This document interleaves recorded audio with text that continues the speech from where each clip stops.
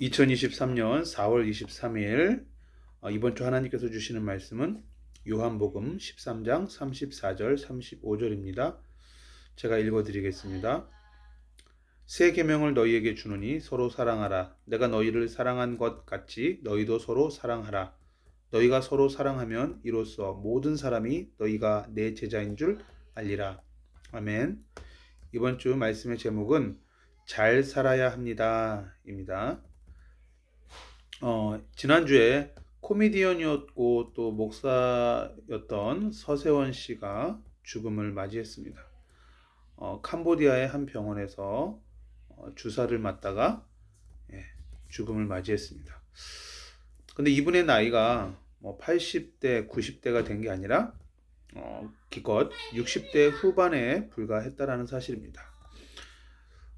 이걸 통해서 우리가 알 수 있는 건 뭐냐면 누구라도 사람은 언제 어떻게 죽음을 맞이하게 될지 모른다라는 것이죠. 일본의 총리였던 아베 총리도 갑자기 연설하다가 또 피살되는 그러한 일도 작년에 그런 일이 있었죠. 예. 정말 인생은 한 치 앞을 알 수가 없는 것 같습니다. 시편 90편 10절은 이 인생을 이렇게 묘사하고 있습니다. 우리의 연수가 70이요 강건하면 80이라도 그 연수의 자랑은 수고와 슬픔뿐이요 신속히 가니 우리가 날아가나이다. 이 인생을 신속하게 날아가는 인생이다라고 표현을 했습니다. 빠르게 날아가는 인생, 그죠? 한국에서 미국을 비행기를 타고 가면은 불과 한 11시간 정도면 갑니다. 날아가기 때문에 그렇죠. 만약에 배로 간다 그럼 거의 한 보름을 배를 타고 가야 됩니다. 물론 배로 사람이 갈 수는 없고 물건만 갈 수 있지만 화물선이 한국에서 미국을 가려면 거의 한 15일 정도를 가야만 도착할 수가 있습니다. 이처럼 인생은 빠르게 날아가는 마치 비행기와 같이 그렇게 빠르게 목적지인 천국을 향해서 가는 그런 인생과 같다라는 것입니다. 이렇게 70, 80의 인생도 빠르다라고 표현을 하는데 그 빠른 인생에서도 더 빠르게 인생이 마감되는 경우를 돌연사라고 합니다. 자연사의 경우에는 70에서 80년, 그리고 돌연사의 경우에는 그 70이나 80년보다도 더 빠르게 우리 인생의 여정이 마무리가 된다라는 것입니다. 성경에서 아주 대표적인 돌연사의 예를 한 사람 들을 수가 있는데요. 누구냐면 바로 저와 여러분들이 잘 알고 있는 세례 요한입니다. 세례 요한은 예수님의 오심을 예언하면서 그리고 회개하라 천국이 가까이 왔느니라 하면서 예수님이 곧 오실 것이다라는 것을 그렇게 예표했던 사람이죠. 이 세례 요한이 태어나기 전부터 성경은 세례 요한이 태어날 것을 예언하면서 모태로부터 어머니 뱃속에서부터도 성령 충만했던 사람이다 라고 이 세례 요한에 대해서 성경은 기록하고 있습니다. 그렇게 성령 충만했던 사람도요, 마가복음 6장 14절에서 29절에 보니까 갑자기 죽음을 맞이하게 되는 것을 우리가 성경에서 확인할 수가 있습니다. 마가복음 6장 14절에서 29절에 보면 세례 요한이 목을 베어서 죽임을 당하는데요. 내용이 어떻게 되냐면 헤롯이 동생 빌립의 아내인 헤로디아와 결혼을 했습니다. 이것이 옳지 않은 일이다라고 세례 요한이 말을 하니까 그 헤로디아가 기분이 안 좋았던 거죠. 원래 누구라도 자신의 가장 연약한 부분을 건드리면 그 사람은 적이 되게 되어 있습니다. 인간이라는 존재가 그런 존재죠.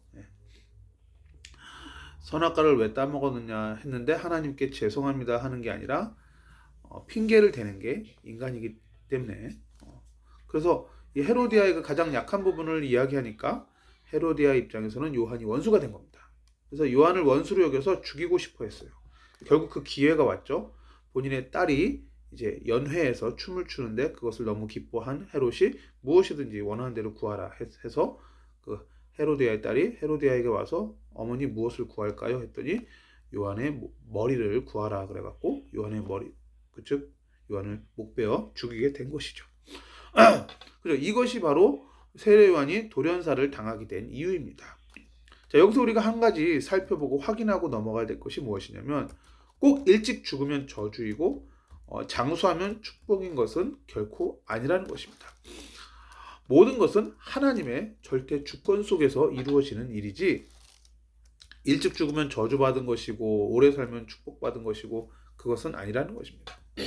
물론 일반적으로는 그것이 적용될 수 있지만 그것이 적용되지 않는 예외적인 상황도 항상 존재한다는 것입니다. 그래서 우리는 하나님의 절대 주권을 항상 인정하는 이러한 믿음을 가져야 될 것입니다. 잠언 3장 5절 6절은 뭐라고 말하느냐? 너는 마음을 다하여 여호와를 신뢰하고 내 명철을 의지하지 말라. 너는 범사에 그를 인정하라. 그리하면 네 길을 지도하시리라. 우리는 어떠한 일이 있어도 하나님의 주권을 인정해야만 그 하나님께서 우리를 인도하시는 그 인도를 받을 수가 있는 것입니다. 잠언 16장 9절에도 비슷한 맥락의 말씀이 기록되어 있습니다. 사람이 마음으로 자기의 길을 계획할지라도 그의 걸음을 인도하시는 이는 여호와시니라. 그렇습니다. 우리가 계획을 하죠. 계획을 짜죠. 그렇지만 그 계획대로 이루어지고 안 이루어지고는 하나님께서 결정하실 일이라는 것입니다. 이처럼 성령의 인도하시는 길을 따라 걸어가는 것이 인생인 것이죠. 세례 요한이 태어날 때부터 나는 저렇게 목배임을 당해서 죽을 것이라고 계획했겠습니까? 결단코 계획하지 아니한 일이 그 세례 요한의 인생에 일어나게 된 것입니다. 서세원 씨가 캄보디아에 가서 그렇게 60대 후반에 나 이제 이때쯤 생을 마감해야지라고 계획했습니까? 절대로 계획한 게 아니죠. 아베 총리가 그죠? 연설하다가 이제 내가 곧 죽음을 맞이하게 될 것이다. 계획된 일입니까? 아니지 않습니까? 우리는 우리의 미래를 알 수가 없습니다. 한 치 앞을 알 수가 없는 것이죠. 그래서 잠언 27장 1절에도 뭐라고 말해요? 너는 내일 일을 자랑하지 말라라고 말하고 있습니다. 우리는 한 치 앞을 알 수가 없는 게 바로 우리의 인생이기 때문에 그렇죠. 야고보서 4장 13절에서 15절에도 비슷한 맥락의 말씀을 하고 있습니다. 어떤 도시에 가서 1년을 머물면서 장사를 해서 이익을 보겠다라는 그런 계획을 하고 있었는데 그것에 대해서 이렇게 야고보 기자가 말을 합니다. 우리의 인생은 안개와 같다. 그렇기 때문에 우리는 그 안개는 언제 사라질지 모르는 거잖아요. 금방 사라지는 게 안개지 않습니까? 그러므로 우리는 어떻게 살아가는 것이 올바른 삶의 자세냐? 어떠한 일을 행할 때 이것이 주의 뜻이라면 행하고 주의 뜻이 아니라면 하지 않겠습니다. 라고 생각하는 것이 그것이 바로 올바른 성경적 가치관이라는 것입니다.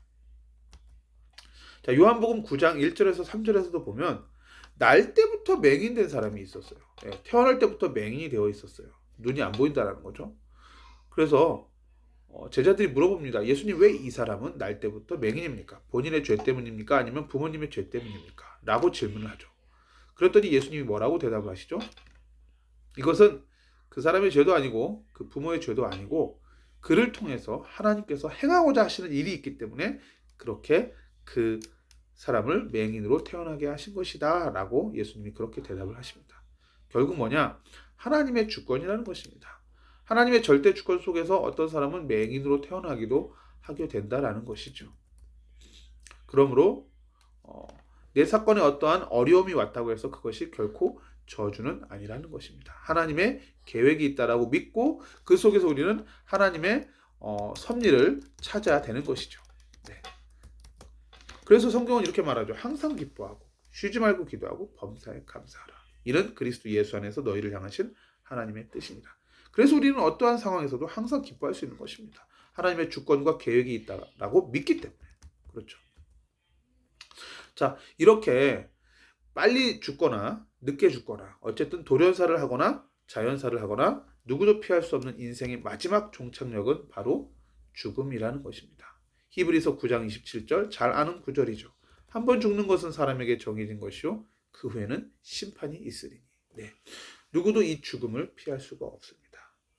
그리고 죽음 이후에는 심판이 있는데 누구라도 이 심판을 피할 수 없기 때문에 심판의 결과 영혼의 구원을 받기 위해서는 우리가 반드시 예수를 믿어야 되는 것이죠. 우리가 죽기 전에 반드시 확인할 것이 뭐냐면 내가 과연 영혼의 구원을 받았는가라는 점입니다. 베드로전서 1장 9절은 뭐라고 말하죠? 믿음의 결국 곧 영혼의 구원을 받음이라. 무슨 얘기입니까? 우리가 예수를 믿는 이유가 뭐라는 거죠? 바로 예수 믿는 이유는 우리의 영혼의 구원을 받기 위해서 예수를 믿는 것이다 라는 것이죠. 자, 어떻게 예수를 믿습니까?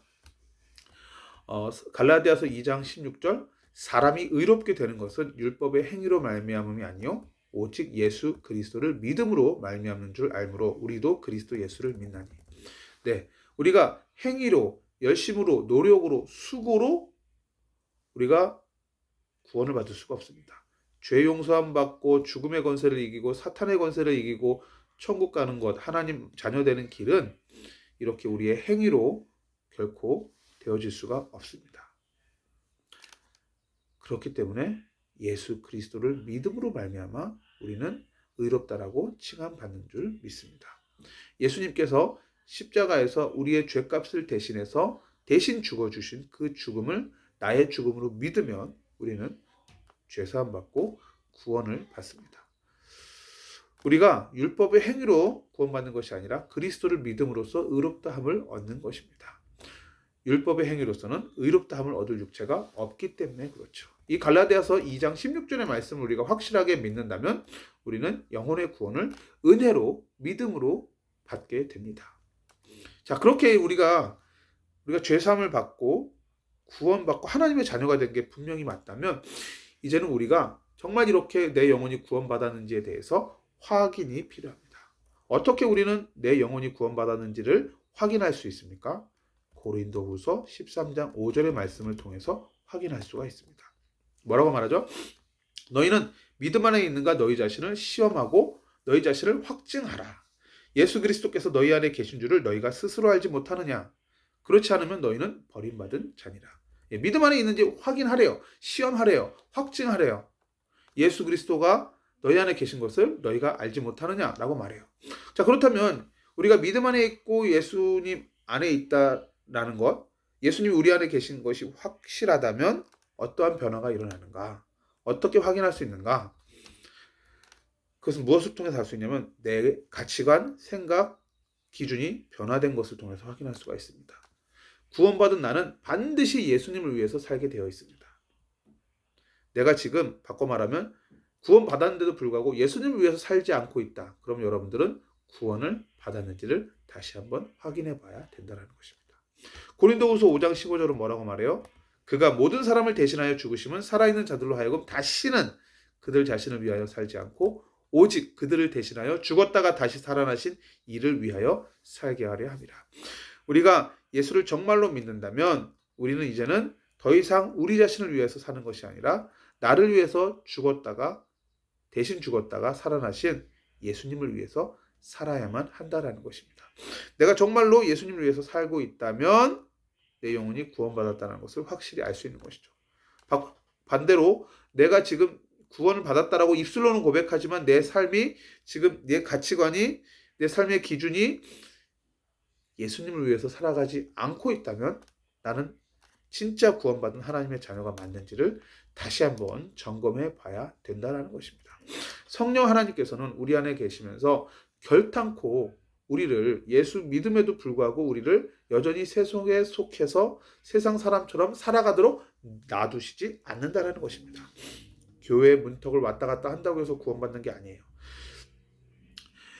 예수님을 영접합니다라고 그냥 입술로만 고백했다고 구원받는 게 아니에요. 사람이 마음으로 믿어 의에 이르고 입술로 시인하여 구원에 이른다고 그랬어요. 입술로 시인하는 거 중요한데 마음으로도 믿어야 됩니다. 근데 내 마음으로도 믿으면 뭐죠? 내 전인격이 변화되어지게 되어 있다는 것이죠. 구원받은 사람이 정말 맞다면 나는 정말로 예수님을 위해서 살게 되어 있습니다. 자, 죽기 전에만 영혼 구원의 가능성이 있습니다. 누가복음 16장 19절에서 31절에 보면 부자와 거지 나사로의 이야기가 나오죠. 그 중에서 누가복음 16장 26절에 보면 너희와 우리 사이에 큰 구렁텅이가 놓여 있어서 여기서 너희에게 건너가고자 하되 갈 수 없고 거기서 우리에게 건너올 수도 없다라고 말하고 있습니다. 그러므로 우리가 정말로 구원받은 게 맞다면 이제는 이 구원은 우리가 죽기 전에만 가능한 것이기 때문에 아직까지 구원받지 못한 그 영혼의 구원을 위해서 우리가 반드시 힘을 써야 된다는 것이죠. 그러므로 전도와 선교에 힘써야 됩니다. 디모데전서 2장 4절은 뭐라고 말합니까? 하나님은 모든 사람이 구원을 받으며 진리를 아는 데에 이르기를 원하시느니라. 그렇습니다.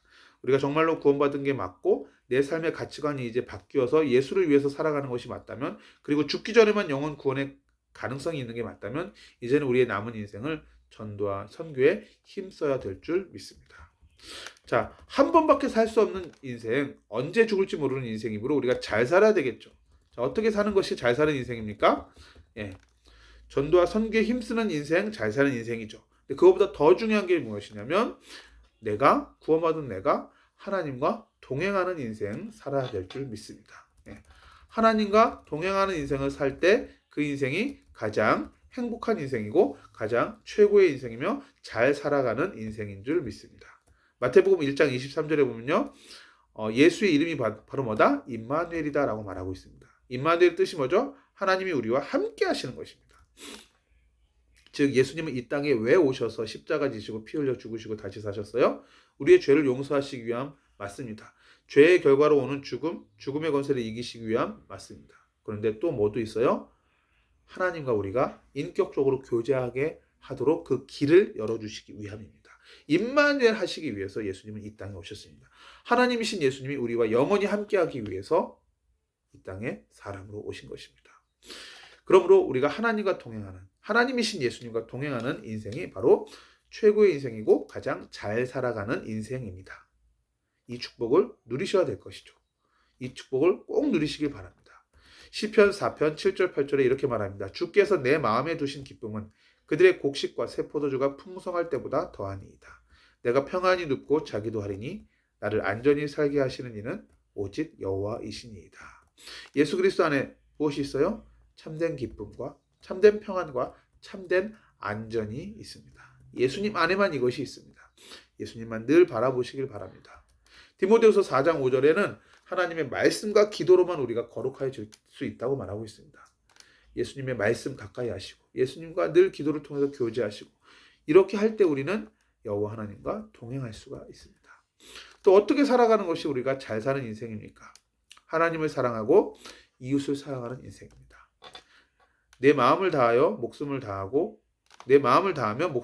힘을 다하며 뜻을 다하여 주 너의 하나님을 사랑하고 또한 내 이웃을 내 자신같이 사랑하라 하였나이다. 예.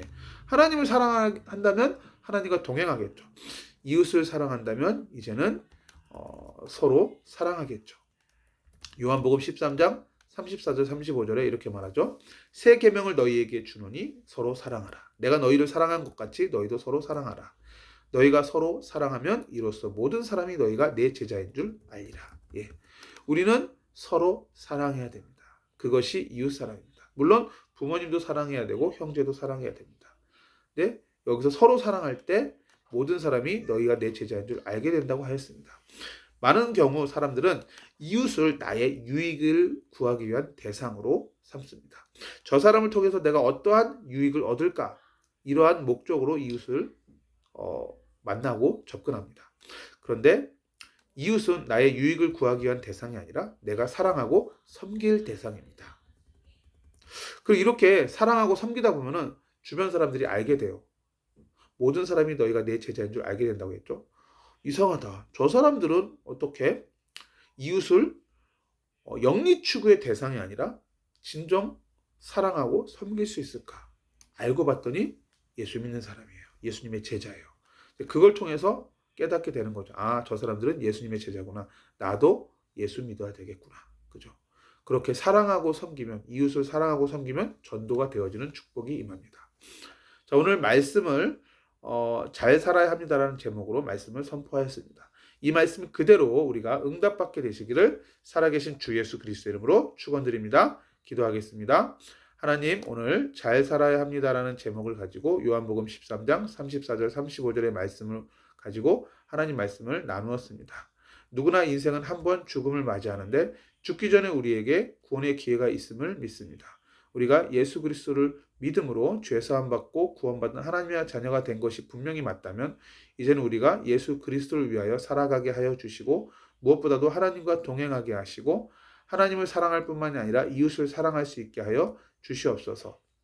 서로 사랑할 때 우리가 이웃을 나의 육신의 목적과 충족을 위한 도구로 삼는 것이 아니라, 나의 이익을 위한 도구로 삼는 것이 아니라 진정으로 이웃을 사랑하고 섬길 때 세상 모든 사람들이 우리가 예수 그리스도의 제자임을 알게 하여 주시옵소서.